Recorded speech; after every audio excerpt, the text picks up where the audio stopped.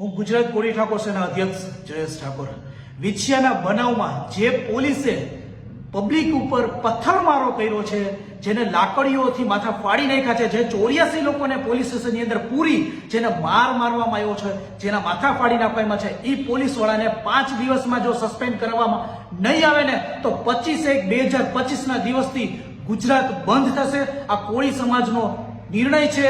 શાંતિપૂર્વક ગુજરાત બંધ કરવામાં આવશે અને 25/1 પછી કોળી સમાજ દ્વારા વિછિયા મામલતદારે ધરણા કરવામાં આવે છે. જો શું સમાજના આગેવાનો જો શું સમાજના ન્યાય માટે લડવા ઊભા થાય તો પોલીસ દ્વારા પકડીને મારીને અંદર પૂરવામાં આવશે. તો શું સમાજના આગેવાનો આવી રીતે ઊભા થશે? તમને શું અમારા જેવાને નોટિસ આપીને શું બેસાડવામાં આવે છે?